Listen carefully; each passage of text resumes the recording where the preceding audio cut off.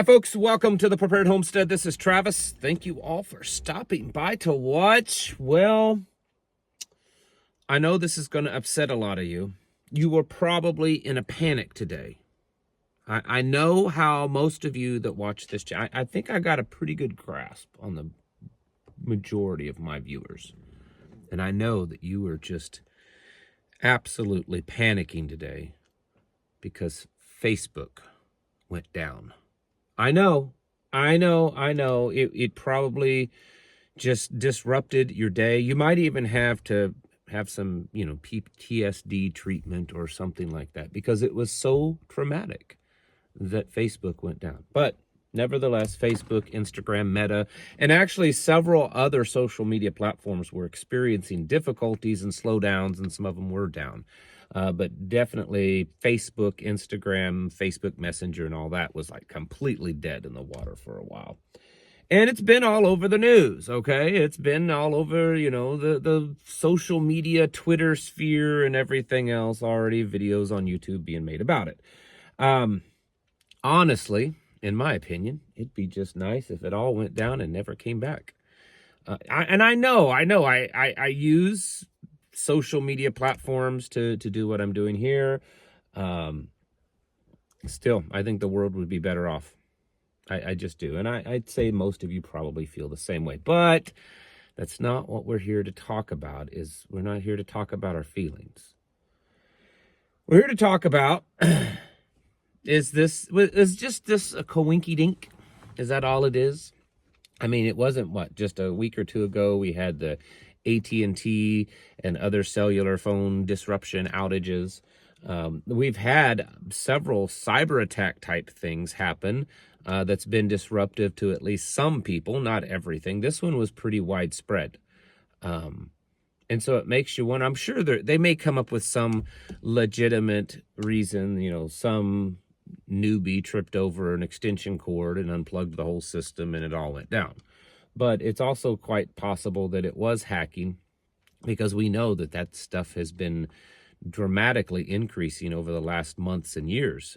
And of course, like I've said many times here before, the World Economic Forum, Klaus Schwab, all of those global leaders have been warning about a cyber pandemic. And in fact, again, I repeat myself too often probably, but the Obamas made their little movie back in, last year.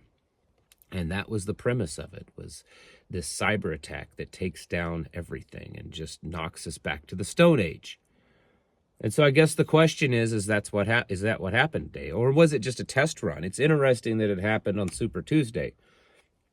Maybe that had no connection to that whatsoever. Maybe it was a dry run for November. I don't know. But it should do, at least the very least, it should bring it to your attention that this kind of stuff is happening. It's happening on a regular basis. The banking systems are constantly being hacking attempts. There's just literally millions and billions of hacking attempts every day worldwide. I mean, it's billions and billions. And now with artificial intelligence and quantum computing becoming more and more of a reality, more of a thing, we're just going to see it happen more, because up until recently, most of the hacking was either done by human individuals or software that the humans created. And it's going to get to the point that humans will have very little to do with it. They'll just command a artificial intelligence program to develop it and do it.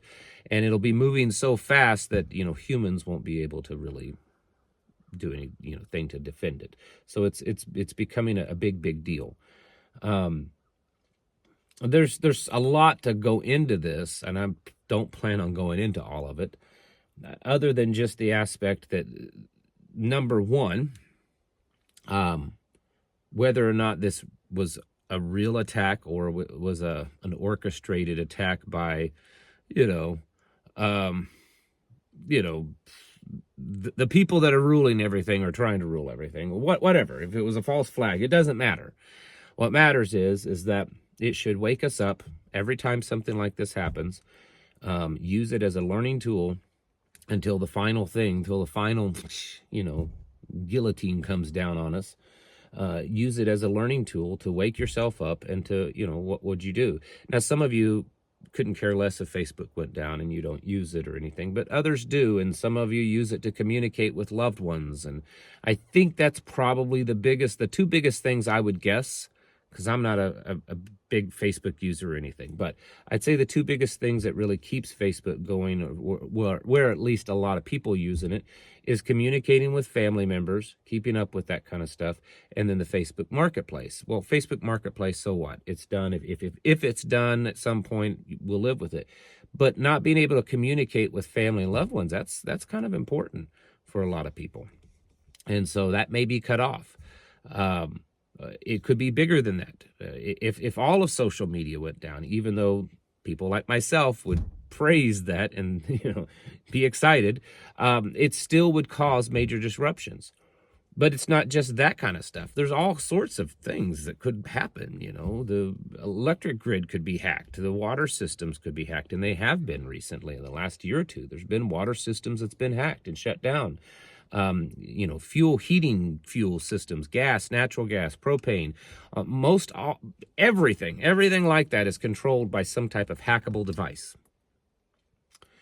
Whether or not you're up to speed as much as others on technology or not, just know that virtually everything, our highway systems, law enforcement, medical response, 911, hospitals, trucking companies, logistics, all of it, just the supply chain, it's all controlled by hackable devices. And it's created a massive vulnerability, probably for a purpose. And what's that mean for us? Well, it's really becoming kind of the perfect warfare. You're not indirectly causing lives to be lost for the most part.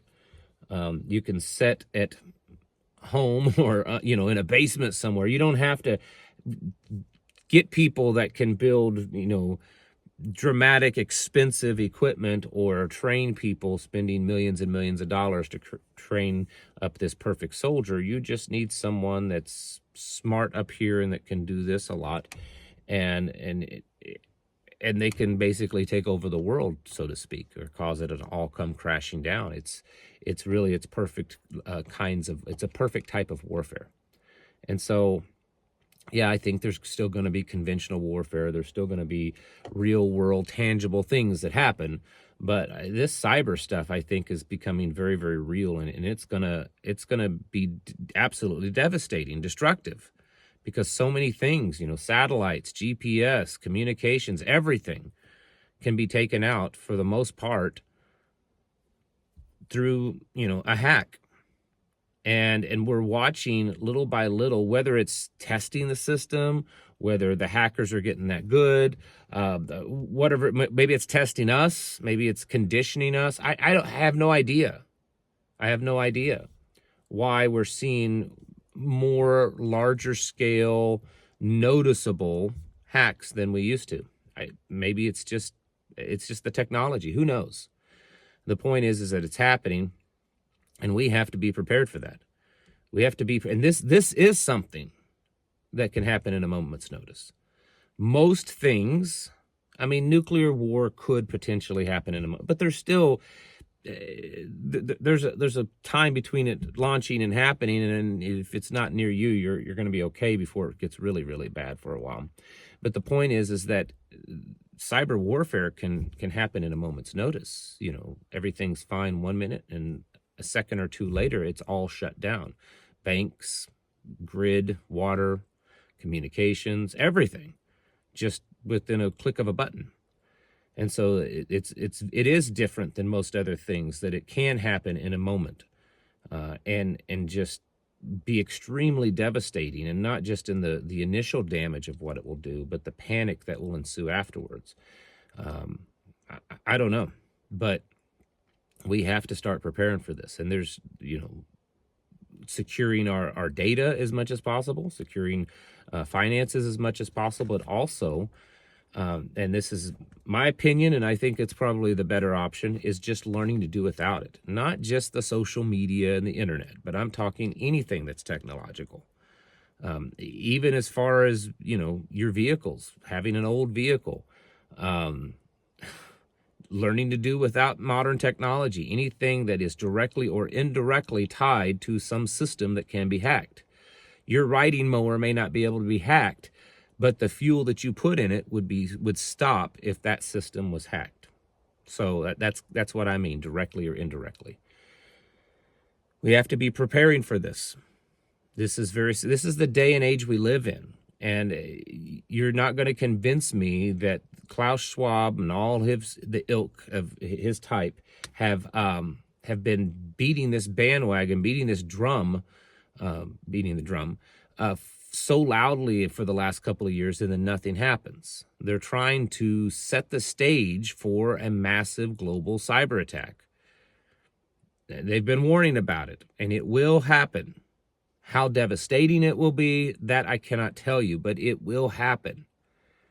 And we have to be prepared for that. We have to be gearing up and stocking up and training and prepping and developing systems of our own, alternative systems, community. That's what our huge focus is on our real world local community here, is developing as many alternative systems, even if they're not perfect and as dramatic and elaborate, will they suffice in an emergency? And then that's what we're looking at. Because when it all comes crashing down, and a cyber attack could certainly do that, it will be absolutely devastating. And that's where you're going to, I would say a broad scale major cyber attack could easily be as devastating as an EMP.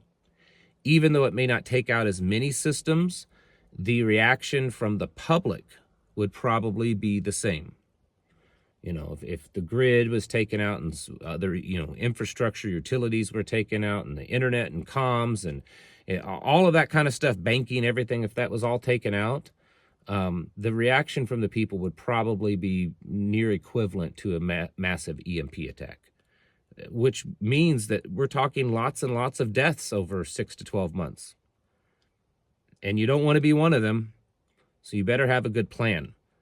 And today is just another wake-up call. It's just another learning experience to kind of jar you to, out of your slumber, and let you know that this is the time that we live in, and we have to be ready for it. It's time to get your houses in order and prepare yourselves mentally, physically, and spiritually. Thanks for watching, and I'll catch you in the next video.